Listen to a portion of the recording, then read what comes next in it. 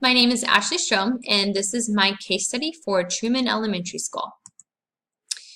So for category 1, identifying the problem and data analysis. When I ask myself, what do I know? I look at the demographic information, and I know that here at Truman, we are a pre-K through 8th grade school with one pre-K class, 3 sections of kindergarten through 8th grade, and our 7th and 8th graders are split into teams.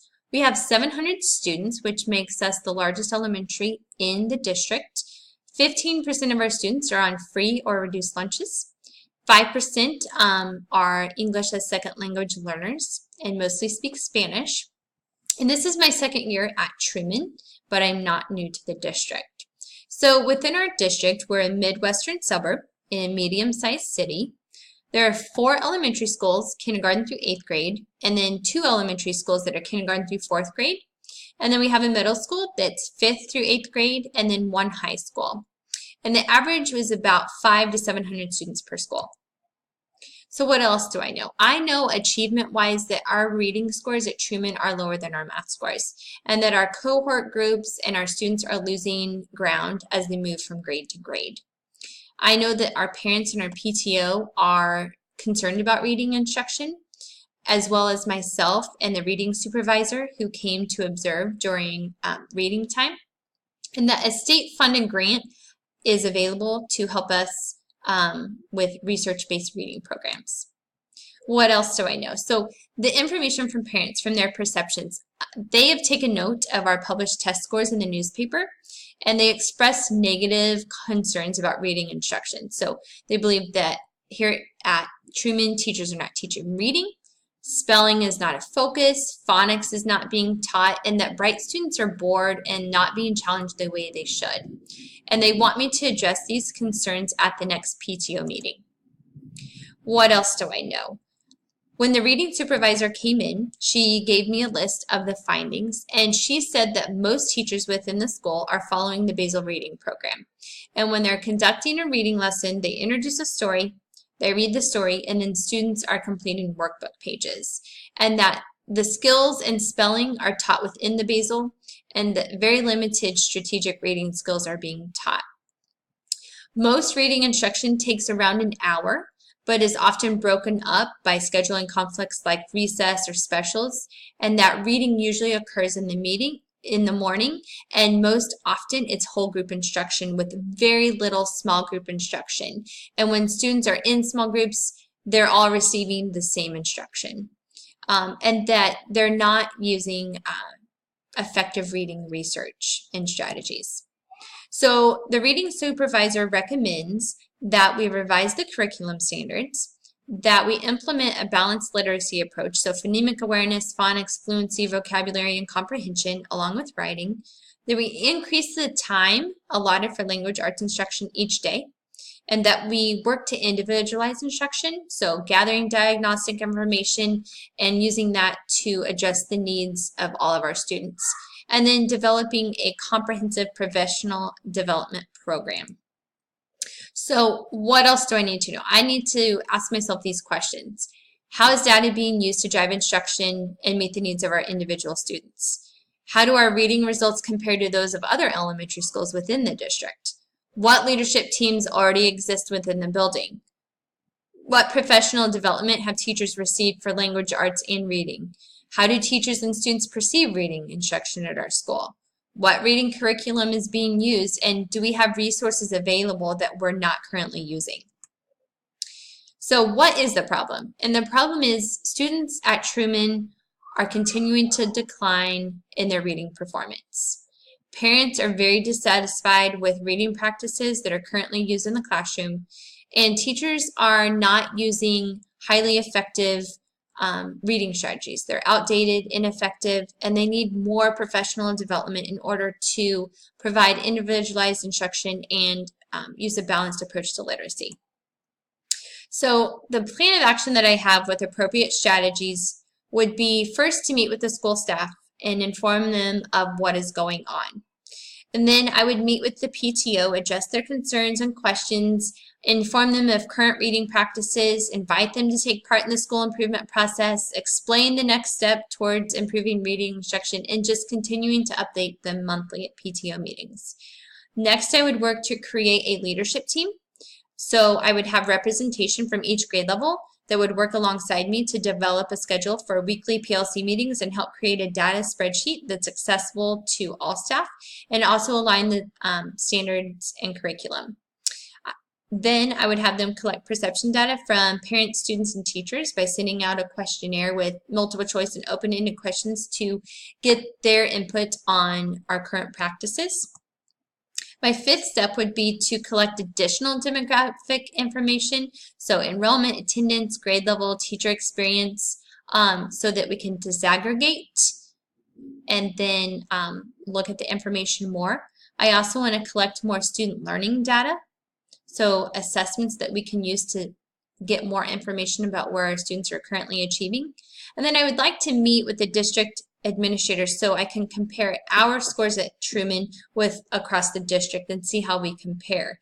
I also need to verify any curriculum, funding, or instructional mandates that the district has. And then after that, my next step would be to create a data-driven culture. So meet with school staff and explain the process of data analysis and how to access school data and develop norms so that we can work together as a team. Next, we would work to analyze the data that we collected and find patterns and trends, strengths, areas of need, and then create a plan with goals and discuss solutions. After we have all of that data, I want to share it with all the stakeholders, parents, teachers, other community members on the school website or paper if they don't have internet access, and then continue with professional development. Finding resources, consulting with a reading specialist who could model, observe, and provide ongoing support for classroom teachers. Next, I would make sure that I submitted the application for the grant by June 1st. And then the next step would be to evaluate effectiveness. And that pretty much takes, I think, throughout the whole action plan so that we can look and continuously monitor how we're doing and make adjustments as needed.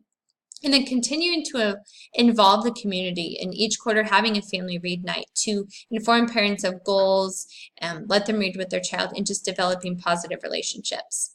So what strategies will I use for this? I'm going to establish trust through open, honest, and transparent conversations with staff, parents, and community stakeholders. Work collaboratively as a team to identify where we are now and where we want to be.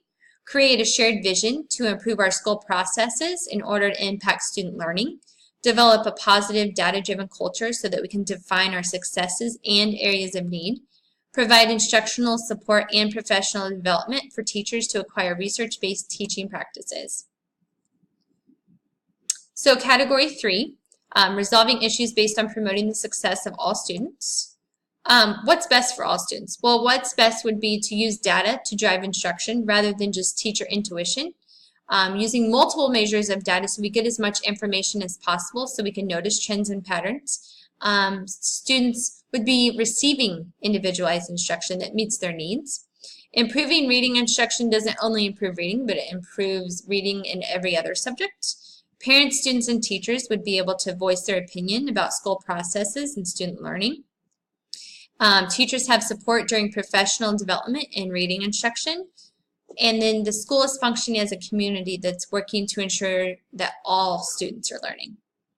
So how does the plan of action resolve the problem? Well, looking at the data, it was very limited. And so my plan brings in more demographic information, perceptive data, summative assessments, and then we're working together with data-driven dialogue to notice our areas of strength or areas of weakness and then come up with a plan to address those. So how does the plan of action resolve the problem of parental concerns? Well, I made sure that parents have been informed of current and future processes during the monthly PTO meetings. I sent out the questionnaire so that they could send in their opinions and concerns. I've given them access to data, and each quarter I make sure they know they're invited to the family read night so they can again hear about our progress and see what we have going on. So in the area of professional development and helping teachers to learn more of those effective teaching strategies for reading, I'm having them consult with a reading specialist who can model how to effectively conduct reading instruction in the classroom, how to individualize instruction so it's at a student's level, increasing time in the classroom so that phonics and spelling are a part of the reading curriculum every day, and just making sure that the teachers are learning how to use the data to adapt instruction in the classroom. For student learning, the students are having more time in the classroom for reading instruction. They are given instruction that meets their diverse needs, and they're able to learn at their own pace because teachers are implementing research-based reading strategies modeled by the reading specialist. So category 4, what was I feeling, thinking, and valuing? Well, I was thinking, I wondered why this problem of reading instruction and the test scores hadn't been acknowledged before. I also questioned how the data was being used before I came to Truman Elementary, and I realized that change is going to take time, so we have to take it step by step. My feelings, I felt overwhelmed with the thought of changing things because I was concerned about the hesitation from teachers. And as a principal, I felt guilty that I didn't take action before now. But I did remember that I need to value each teacher, student, and parent that comes into the school because we're all working to improve it. Other issues I had to think about: additional instructional time for reading. Maybe I need to adjust the schedule for the next school year. I also need to look at math instruction and answer some of those same questions that we did for reading. Continue to keep stakeholders informed. How am I going to do that? How can I continue to support my staff during reading instruction if funding's cut or resources? And what other professional development might they need? So category 5, reflecting on standard 8 and being a professional, I engaged with families and communities by sending out the questionnaires, attending monthly PTO meetings, making sure that they had access to the data, whether it was online or in paper form, having them come to family read nights, and also just encouraging them to be a part of our school as much as possible. So how did I use the data presented to respond to and communicate to the larger community? I addressed the parental concerns at PTO meetings for reading instruction, school goals, and data reports. I made the data available. I made sure that parents in the community were aware of our changes. And I discussed the perceptions questionnaire with them, and again invited them to family read nights. How did I use my knowledge of policies, laws, and regulations to influence and bring about positive change? I feel like I created a school leadership team that would help organize things. And I verified mandates within the district for curriculum and instruction. I also checked into funding for additional professional development and support. I scheduled data-driven dialogues and PLC meetings during the negotiated agreement times. And then I stayed up to date on the grant through Every Student Succeeds Act.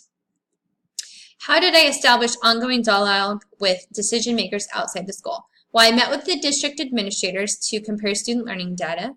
I verified those district mandates set by the district administration and the school board.